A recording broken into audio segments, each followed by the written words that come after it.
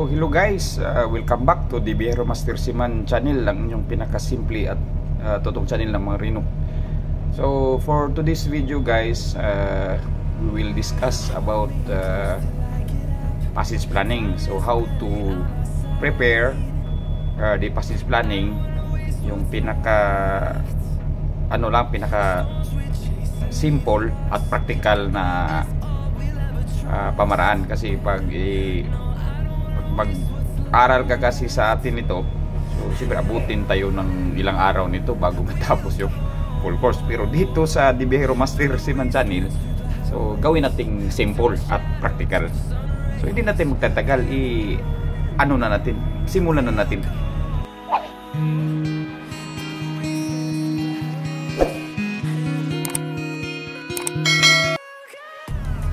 So ito guys, so dahil sa request ni Sir Jericho, so kung saan ka man ngayon, kung ano ang ranggo mo, si yan yung nag-request nito. Napahirapan ako nito, yung paano nga ba maggawa ng passage planning. So generally speaking guys, so back to theoretical knowledge tayo since college days. So may 4 na stages yung passage planning. So we have the APIM, di ba? Yung tinuturo sa atin, APIM. So A is for appraisal, then P is for planning, then E is for execution, and M is monitoring. So actually guys, sa theoretical minsan iba yung approach pag nasa practical ka na. Kasi bakit? Sa practical kasi guys, medyo since pabalik-balik ka na, minsan mauna na yung planning kaysa appraisal. So mag-work hand in hand tong dalawa, yung AP saka din yung A and M. So itong AP, minsan pupunta ka ng planning, sisilip ka na naman sa A. So ganon sila, vice versa.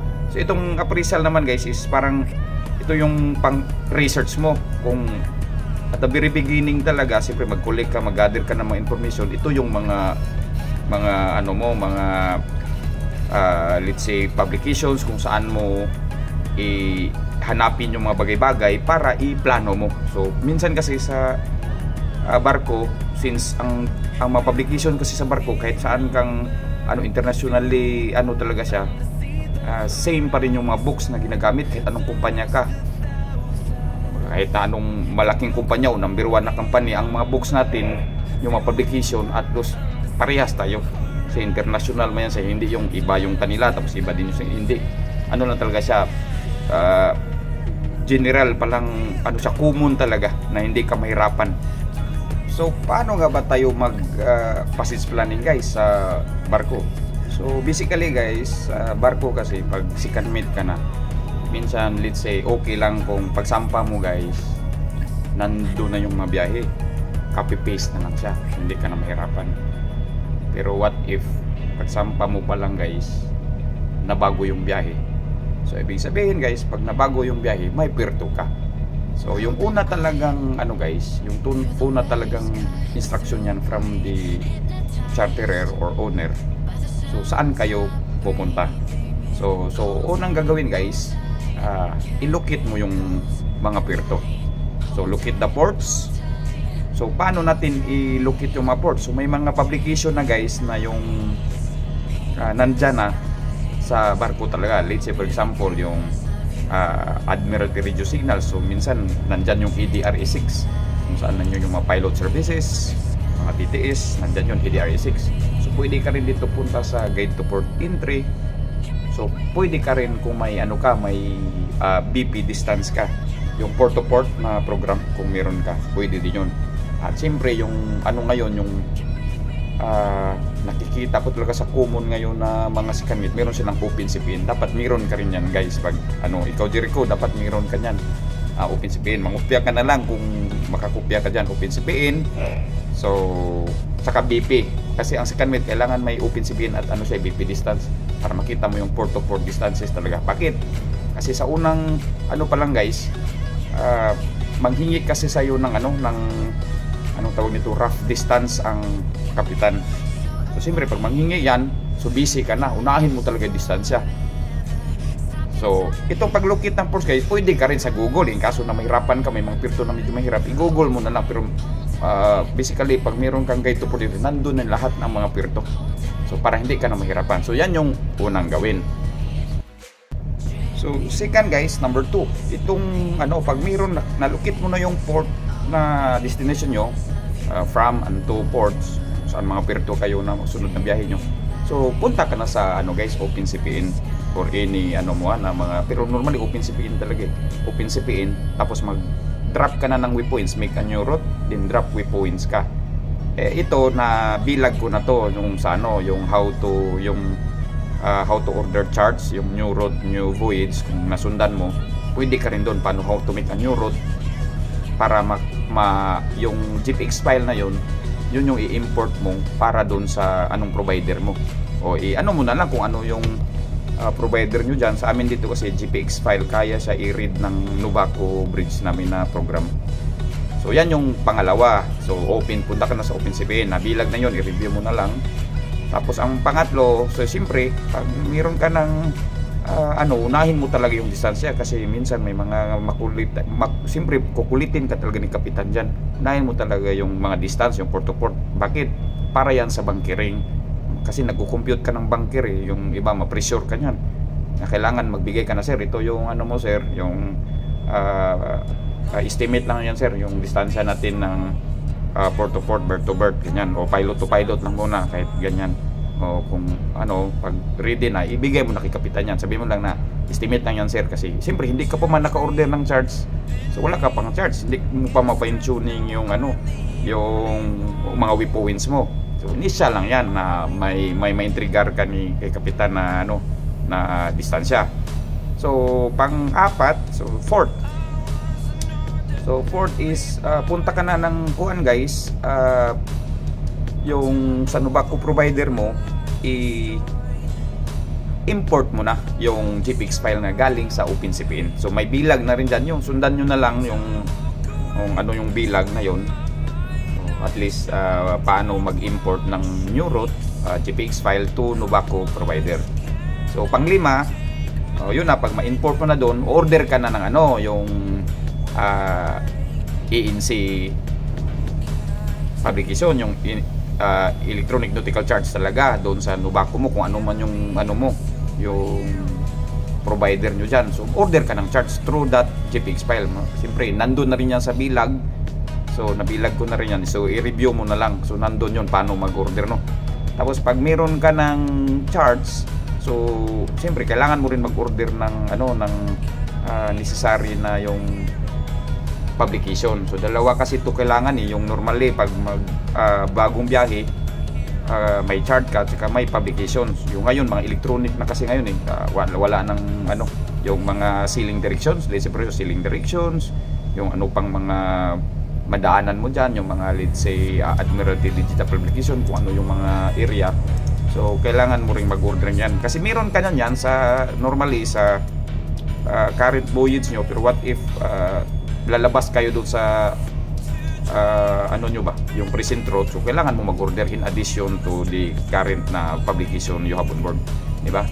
So ngayon pag meron ka ng mga ipapadala mo yon, minsan nakabilag na rin yon. So ngayon kung nakatanggap ka na ng mga permits mo sa ENP and chart permit, yung ENC, so i-apply mo na dun sa ICDIS. Yan yung pang-5, yung mag-order ka ng digital publication. Pang-5, mag-order ka ng charts, electronic nautical charts. Tapos pang-6, yung electronic nautical ENP, electronic nautical publication. Sumari yung mga ENPs nga, yung mga sailing direction, yung mga pa ba dito, yung aside sa ENP, sa sailing direction, yung EDRS, yung sa 6 minsan walang bang reporting dito. So kailangan mo mag-request, kasi paano ka malaman mo kung saan ka re-report, lalo na yung EDRE6, kasi yan yung mga pilot services. So anong channel dun sa piloto, kung hindi ka mag-report yan, hindi ka talaga di ba? Normally ang timetables ngayon naka lahat na yata ng meron ka na niya mas yung sa timetables, kasi marami kang publication na isipin. Pero ito lang ang basic talaga, yung chart talaga, tsaka yung ceiling direction, tsaka yung EDR is na ano, lalo na EDR is 6. Nakabilang na rin yan, i-review mo na lang din. So pang 7, yun nga, yung i-apply mo na yung chart sa kuan, mga new charts sa pinaka-importante kasi ito talaga ang chart yung unahin talaga ang chart. So i-apply mo yung new chart sa new chart permit mo sa ICDIS mo, nabilag na rin yun. So i-review mo lang yun. Okay, tapos pang 8, siyempre pag ano mo na, pag ano tawag nito, pag ma-import mo na yung new chart permit mo sa ICDIS, bali ang gagawin mo is mag-edit ka na ng mga final waypoint mo sa ICDIS, i-fine tuning muna, tapos check for missing charts, lalo na sa large scale. Huwag kang kumpiyansa sa large scale, lalo na dito sa na ano ako dyan, lalo na itong experience na nabasa ko yung dyan sa Parasil, banda sa South China Sea. Meron dyan yung sila, bali yung chart nila is small scale. So kailangan may large scale chart kasi i-ano mo talaga, i-zoom in mo talaga ng maayos na medyo okay yung kasi mahirap pag mabulyaso. So kailangan may large scale ka. Yung small scale naman is overview lang yan, pero kailangan meron ka rin talaga mga approach, mga harbor. Huwag kang magtipid kung kaya mong mag-order ng maraming charts. Huwag kang magtipid, para din yan sa'yo. Depende na lang sa kapitan kung ito wala na to, sige ganyan. Pero kailangan may ano ka, safety mo talaga, siguraduhin mo yung sarili mo na hindi ka mabulyaso. So mas maganda kung maraming chart, mas okay, lalo na pagbago pa, kasi para sigurado talaga, sureable talaga. So check for missing charts. So yan yun, pag fine tuning muna na yung mga waypoint na yan, fine tuning ka na. So dito ka na, yung sunod mo, dito ka na sa pang siyam natin is dito ka na sa passage planning mo, sa passage planning form mo. Yung kasi bawat kumpanya meron yung meron yung mga form na dati nung unang panahon nung seaman kami na yung kaditip ako, may mga form sila na na kanya-kanyang free form, kung anong gusto mo na form, kanya-kanyang tirada. Pero ngayon dito sa mga kumpanya meron na silang sariling form ang kumpanya. So tingnan mo lang kung ano yung form ng kumpanya nyo. So yan yung i-fill in mo, kung ano yung mga kailangan na i-fill in doon, di ba?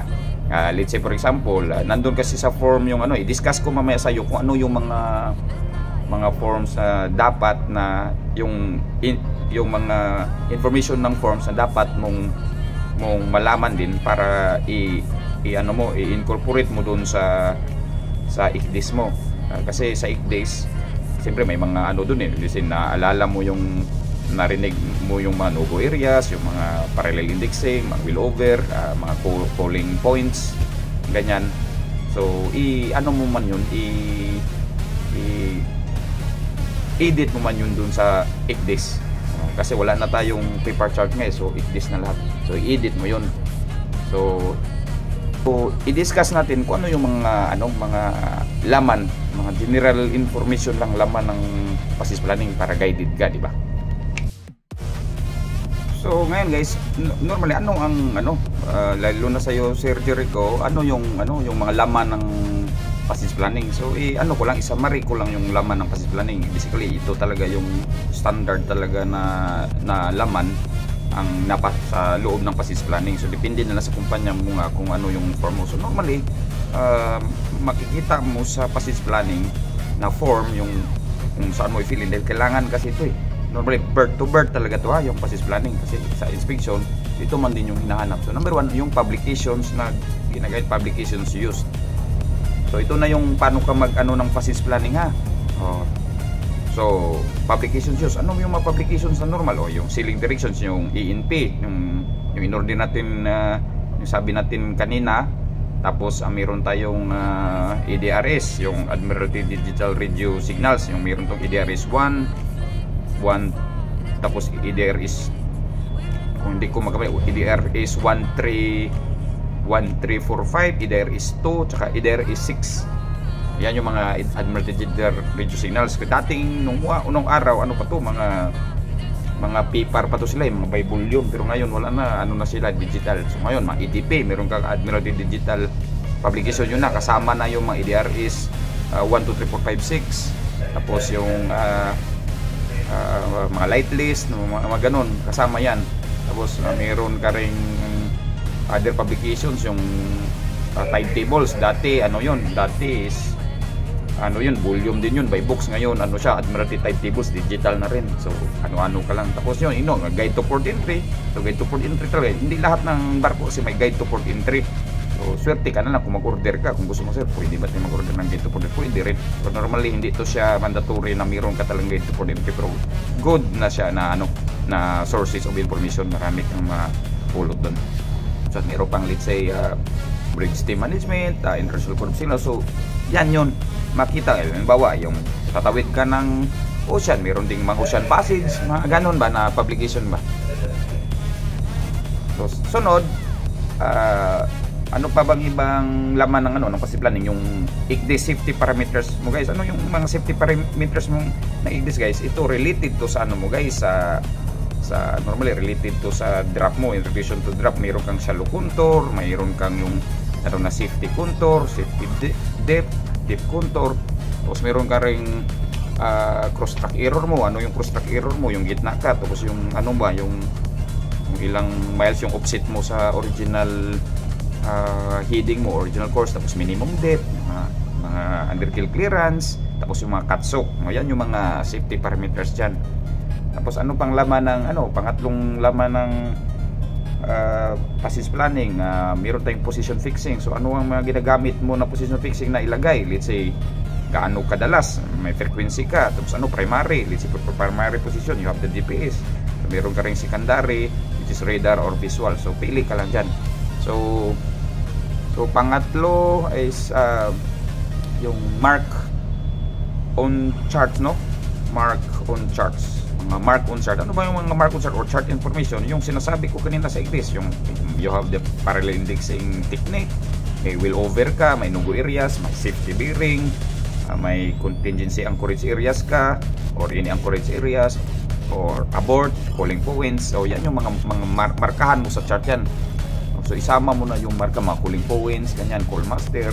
Tama yan kasi minsan hinahanap yan ng mga authorities. So timetables, minsan inaano ka yung yung timetables dito sa oras ng arrival, anong puerto, tapos search ka lang. So makikita mo na yung mga timetables doon sa publication mo, kasama na rin yan. Tapos yung reporting points, so saan ka kukuha ng reporting points? Nandun sa EDR E6. So meron ka na rin itong publication. So basahin mo lang, mag-print out ka, tapos basahin mo yung from EDR E6 yung reporting points. Let's say yung mga anong BHF channel yung pilot, BTS. Tapos kung idagdag mo lang dito yung routing routing charts or routing book. Ano ba yun? Mayroon ditong ganyan. Dagdag mo na lang din yung guys, yung ships routing, yung makakita ka doon ng mga lahat ng mga TSS doon. So magandang information din yun, kung lalo na kung biyahe mo is international. Mga Mariner's Handbook, mga Ocean Passages of the World. So yan yung mga basic lang naman yan, international books yan siya na kahit saan kang kumpanya meron nga yan.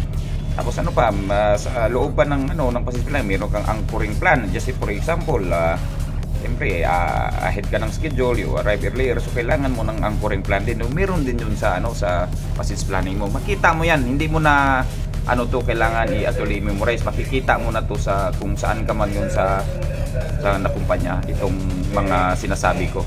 Tapos siyempre bawat kumpanya may under ISM code, may kanya-kanya tayong sa checklist. For example, narrow waters, passing narrow waters, ocean crossing checklist, mga pilot disembarkation, pilot embarkation, disembarkation, mga checklist, arrival checklist, departure checklist. So mo na lang yan, ibasahin mo na lang yan kung saan ka na kumpanya, kasi under sa ISM code meron man tayong safety management system, di ba? Basahin mo na lang din yan, maganda yan na source. So ngayon, pag halimbawa okay na yung passage planning mo, so okay na rin, i-check mo dun sa ICDIS. So ang gagawin mo talaga bago, let's say kami nasa Puerto kami ngayon, so ang dito napapasok yung yung last two phases of passage planning, which is the execution and monitoring. So pag igansa mo na yan guys, let's say ngayon i-execute mo na, alam ba, departure. Pero normally kasi naka-execute na yan kagaya ngayon kahit nandito kami sa Puerto, naka-execute na yan, naka-activate na yung ruta ba. Activate mo yung ruta mo, under execute na yan, execution mode. So yan na, ready na yan.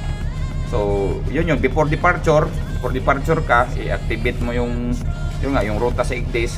Tapos siyempre pag alis, sabayan mo na ng monitoring. Kaya yan yung last two phases of passage planning. Pero may nakalimutan ako, wag mo kalimutan pala yung time zone description ng bawat puerto, kasi yung baka maya ma-offset ka ng isang oras kasi iba-ibang puerto, iba-iba yung time zone, no? So saan makita yung time zone, mahirap i-google, minsan ang Google may mali. So punta ka dito para sa Bulang Cristal, dito ka sa ADRS 2, nandun yung mga doon, mga zone time ng bawat puerto na nandun. So I think that's it lang ang masasabi ko lang sa passage planning. Nabilag ko na rin halos lahat. So ito lang yung basic. So sana kung may natutunan ka at kung may mga katanungan ka pa, mo lang sa baba. Isasagutin din natin yan sa kaya natin, no? Habang nasa barko pa tayo, kasi pag nasa bakasyon na tayo, mahirapan ako, wala na akong masyadong resources na ma-double check. So yan lang paano ng passage. Napakadali lang, di ba? Kwento-kwento lang, kunting kwento lang, tapos na agad yung bilag natin. So sana may natutunan ka, Sir Jericho, at sa mga avid natin na mga followers. So hanggang sa muli. So don't forget to share, click the subscribe button kung baguhan ka pa lang sa channel ko, at click the notification bell para updated ka palagi. Kasi pag sa barko malakas ang signal, makabilag tayo kahit paano, kunti-kunti lang. Pero sa bakasyon, iba din yung bakasyon din yun. So hanggang sa muli guys, dito na good evening sa inyo lahat. So babush.